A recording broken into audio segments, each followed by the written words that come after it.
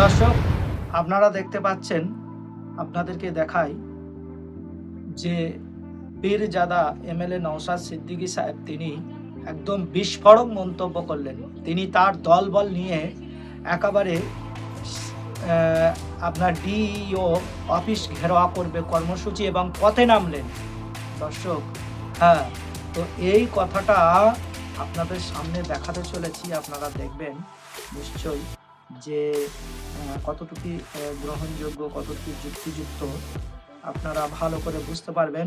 অবশেষে জোট হলো নওশাদ সিদ্দিকীর দলে। আইএসএফ, কংগ্রেস এবং সিপিআইএম এর জোটের একটা সম্ভাবনা, শুধু জোট নয়, তারা জোট হয়েই তারা রাস্তায় নামলেন কিসের জন্যে?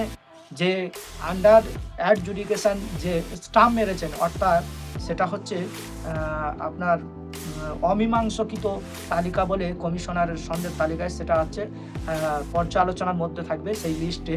তা সেখানটায় অনেক বহু মানুষ, প্রায় 50-60 লক্ষ মানুষ সেখানে ফেঁসে আছে, আর তার নাম এখনো পর্যন্ত ফাইনাল লিস্টে নাম আসেনি। তার আগে কমিশনারের ডিইও অফিস থেকে তারা ভোট ঘোষণা করবে বলে পশ্চিমবাংলায়।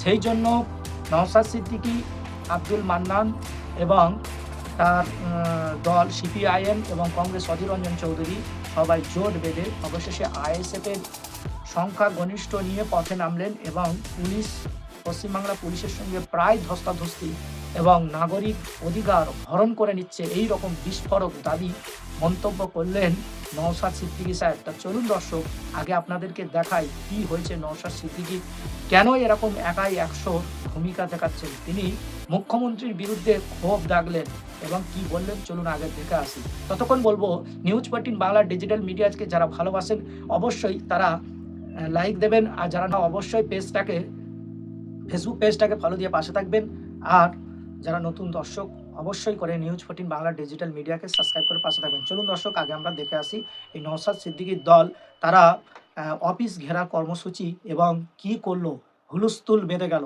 দেখুন দর্শক, তাহলে কি বিজেপি এবং তৃণমূল কংগ্রেসের কণ্ঠসা করার জন্য আইএসএফ একাই যথেষ্ট? দেখুন, দেখতে থাকুন, সঙ্গে থাকুন। চলুন আগে আমরা দেখে আসি। দফতর অভিযান নওশাদ সিদ্দিকীদের, সেই ছবি দেখাচ্ছে আপনাদের। বৈধ ভোটারের নাম বাদ দেওয়ার অভিযোগে পথে আইএসএফ ও সিইও দফতর অভিযান নওশাদ সিদ্দিকীর দলে। এই মুহূর্তে সাংবাদিক বৈঠকে নওশাদ সিদ্দিকী। তাও যাক, কিন্তু আগে সমাধান, পরে নির্বাচন। দেখুন, এই রাষ্ট্রপতি শাসন প্রসঙ্গে আমি দুটো কথা বলবো। প্রথমত, আগে পর্যন্ত, গতকাল পর্যন্ত রাষ্ট্রপতি শাসন নিয়ে যতবার বলেছে আমাদের রাজ্য হোক, আমি কিন্তু এগ্রি হয়নি। কারণ একটা নির্বাচিত সরকারকে রাষ্ট্রপতি শাসন দেওয়ার আমি পরিপন্থী। কিন্তু নির্দিষ্ট সময়ের পরে রাষ্ট্রপতি শাসন হবে না সুপ্রিম কোর্ট 6 মাস এক্সটেন্ড করবে, সেটা আমি আপনি কেউ বলতে পারি না। প্রভিশন আছে, সরকারকে এক্সটেন্ড করা যায়।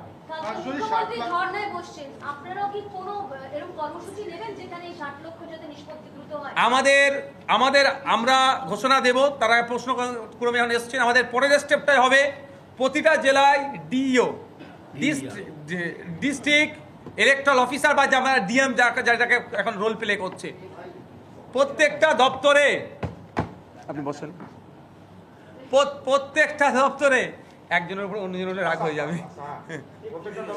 প্রত্যেকটা ডিস্ট্রিক্টে আমরা আমাদের পার্টির পক্ষ থেকে ডেপুটেশন দেব।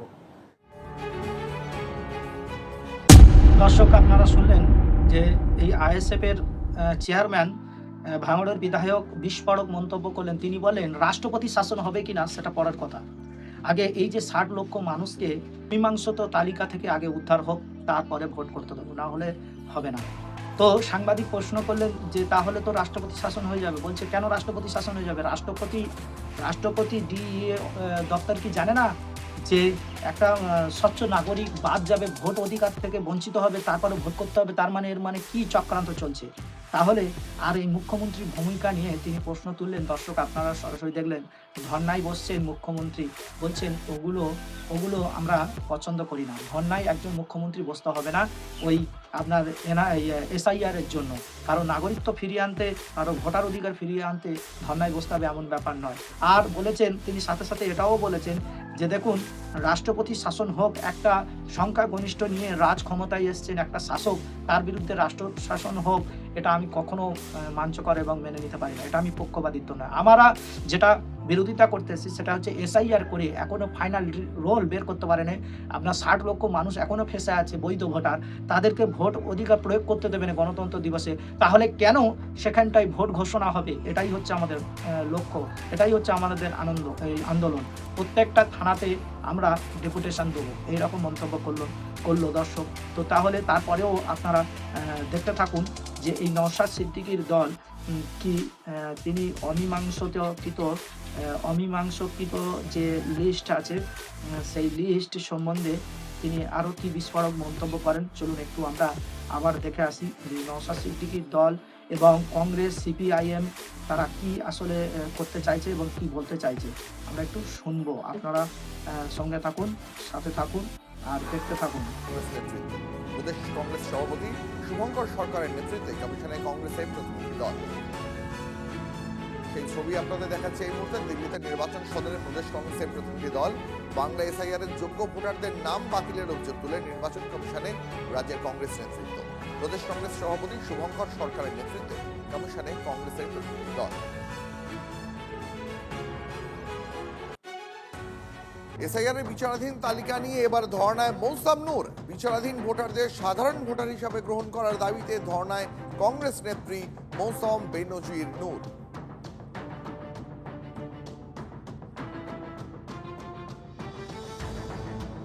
চক্রান্ত এবং এনারা সবাই কিন্তু এটাতে সামিল আছেন, ইনক্লুডেড আছেন। সবাই মিলে এটা একটা পরিস্থিতি তৈরি করার চেষ্টা করছে। আমরা জানি পশ্চিমবঙ্গ একটা সেকুলার স্টেট এবং আমরা একটা সেকুলার পার্টি, আমরা সবারই জন্য আন্দোলন করছি।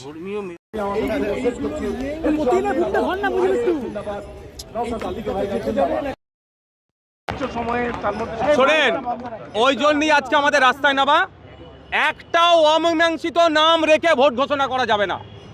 সরকার গঠন হবে আর মানুষের নাগরিক অধিকার হনন করে ভোটদানের অধিকার হনন করে মেনে নেব না। 60 লক্ষ মানুষ হোক আর 7,000 মানুষ হোক, প্রত্যেকটা অ্যাডজুডিকেশন যেটা আছে নিষ্পত্তি হওয়ার পরে ভোট ঘোষণা করতে হবে। আজকে আমরা যেই বিষয় নিয়ে ডেপুটেশন দিচ্ছি তার মধ্যে অন্যতম একটা বিষয় হচ্ছে এটাই যে এই গণতন্ত্রের উৎসবে কোনো মানুষ না ভোটদান থেকে বিরত থাকে।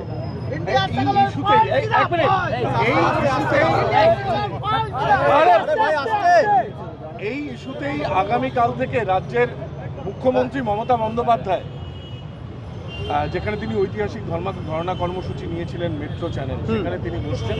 সম্ভবত কালকের পরও বেশ কয়েকদিন বসবেন। তিনি ওখানে ধর্ণায় বসেছিলেন রাজীব কুমার সাহেবকে বাঁচানোর জন্য সেন্ট্রাল এজেন্সির হাত থেকে। আর সেই রাজীব কুমার সাহেব আজকেই রাজ্যসভার এমপি মনোনীত হওয়ার জন্য উনি ফর্ম জমা করলেন অ্যাসেম্বলিতে।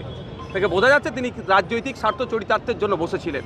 তো Mamata Banerjee as a chief minister তার ধর্নায় বসার প্রয়োজন নয়।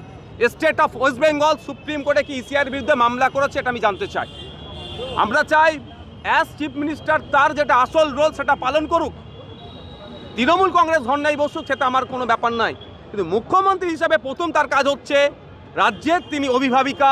এই 60 লক্ষ ভোটাররা এখন আতঙ্কে আছে। আতঙ্ক মুক্তর জন্য state of West Bengal versus election commission of India একটা মামলা আমরা দেখতে চেয়েছিলাম।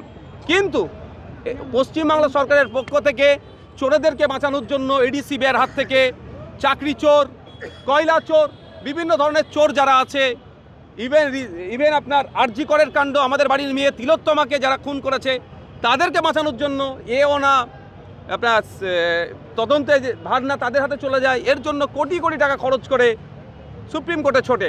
কিন্তু পশ্চিমবাংলার 60 লক্ষ নিরীহ ভোটার যারা আছেন তার অধিকাংশই সংখ্যালঘু মুসলমান। তাদের কথা চিন্তা করে সুপ্রিম কোর্টে গেলেন না। দর্শক, নওশাদ সিদ্দিকী তিনি একদম কোট আনকোট বলে দিলেন যে আন্ডার অ্যাডজুডিকেশন যে ফর্মে স্টাম্প মারা হয়েছে, মানে এখনও যে 60 লক্ষ মানুষের বিচারাধীনে রয়েছে তাদের একজনও বৈধ ভোটার যাতে করে ভোট দিতে বিরত না থাকে, সেই জন্য যা করণীয় আছে তাই করা হবে। এদিকে কংগ্রেস সুপ্রিম কোর্টে দ্বারস্থ হবে এদিকে সিপিআইএম সেও পথে থাকবে বলছে। আর মাননীয় মুখ্যমন্ত্রী তিনি তো ধর্নায় বসবেন, তিনি আগেই জানিয়েছেন। তাহলে এদিকে এই এসআইআর এর বিরুদ্ধে ক্ষোভ প্রকাশ করছে মাননীয় মুখ্যমন্ত্রী মমতা বন্দ্যোপাধ্যায়। তিনি বলছেন রাষ্ট্রপতি শাসন করার জন্য এরা এইসব করছে। নওশাদ সিদ্দিকী বলছে আমি এই রাষ্ট্রপতি শাসনের পক্ষে আমি কোনোদিন স্বাক্ষর করব না বা সাপোর্ট করি না। একজন জনপ্রতিনিধি, একজন মুখ্যমন্ত্রী, মানুষ তাকে জিতিয়েছে, সংখ্যাগরিষ্ঠ চেয়ার নিয়ে সে মুখ্যমন্ত্রী হয়েছে, সেখানটায় রাষ্ট্রপতি শাসন করার কোনো প্ল্যানই চলবে না। আমরা এগুলো মেনে নেবো না। প্রয়োজন হলো প্রত্যেকটা থানায় থানায় ডেপুটেশন দেবো, দেখি কতদূর জল এগোয়। আমরা ছাড়বো না। একটাও স্বচ্ছ ভোটার, বৈধ ভোটার ভোট দিতে পারবে না, তার আগে ভোট ঘোষণা করতে দেবো না। হ্যাঁ দর্শক, এমনই একটা মন্তব্য করলেন। যাই হোক, আপনাদের কাছে ভিডিওটা কেমন লেগেছে, নিউজটা কেমন লেগেছে, আপনারা আপনাদের মূল্যবান বক্তব্যটা আপনারা কমেন্ট বক্সে এসে জানাবেন। আর ভালো লাগলে নিশ্চয়ই এই আপনার নিউজ 14 বাংলা ডিজিটাল মিডিয়াকে একটা লাইক করবেন, নতুন দর্শক হলে সাবস্ক্রাইব করে পাশে রাখবেন। তবে কি 26-এর আগে, ভোট ঘোষণার হবার আগে পশ্চিমবাংলা আবার তুলকালাম হবে, নাকি আবার রাষ্ট্রপতি শাসন করে বিজেপির শুভেন্দু অধিকারী সহ একাধিক নেতা নেত্রীদের চক্রান্তে আপনার ইলেকশন কমিশনার জ্ঞানেশ কুমার সেই মতো চলছে। বিজেপির ইন্ধনে চলছে। রাষ্ট্রপতি শাসন করে রাজ্য সরকারকে বসিয়ে দিয়ে তারা নিয়ন্ত্রণে আনতে চাইছে। সাধারণ মানুষের ভোটার অধিকার হরণ করে নিয়ে তারা পশ্চিমবাংলার ক্ষমতা আসার জন্য চেষ্টা করছে। তো আপনারা আপনাদের কি মন্তব্য হয় আপনারা চেষ্টা করবেন। তবে সাধারণ ভোটারদের কাছে যখন আমরা জিজ্ঞাসা করি যে রাষ্ট্রপতি শাসন এসআইআর এর বিষয় নিয়ে আপনাদের মন্তব্য কি, তারা বলছে রাষ্ট্রপতি শাসন আর এসআইআর ব্যাপারটা সম্পূর্ণটা বিজেপির দ্বারা পরিচালনা। এই জ্ঞানেশ কুমার সে নিরপেক্ষতা দেখাতে পারছে না, কমিশনারের যে দায়িত্ব সেই দায়িত্বটা তারা দেখাতে পারছে না। অতএব এটা একটা সাধারণ মানুষকে হয়রানি এবং ফাঁদে ফেলার চেষ্টা করছে। তবে আন্দোলন করে আমরা পশ্চিমবাংলা অন্য রাজ্যের মতো না, এই রাজ্যের মানুষ আন্দোলন করতে জানে, সংগ্রাম করতে জানে। কোনোভাবে এসআইআর এর বৈধ ভোটার বাদ দিতে দেবো না। আর রাষ্ট্রপতি শাসন তো অনেক দূরের কথা। আমরা রাজ্যের যে করণীয় সেটা করবে। আর আমরা সাধারণ মানুষরা প্রয়োজন হলে দেশের জন্য রক্ত দিয়েছি, রাজ্যের জন্য প্রয়োজন হলে আমরা সংগ্রাম করব, এই বলে তারা জানিয়েছে বেশিরভাগ মানুষ। আবার কেউ কেউ বলছে যে না, রাষ্ট্রপতি শাসন করার দরকার।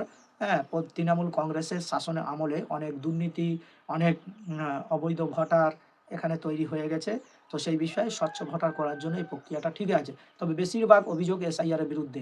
এমনকি বিজেপির বিধায়করা, ওই এমপিরাও এই জ্ঞানেশ কুমারের বিরুদ্ধে মুখ খুলতে আমরা দেখেছি, সেটা আপনারাও দেখেছেন। যাই হোক দর্শক, ভিডিওটা আজ এ পর্যন্ত। তাহলে দেখা হচ্ছে পরবর্তী ভিডিওতে। ততক্ষণ আপনারা ভালো থাকুন।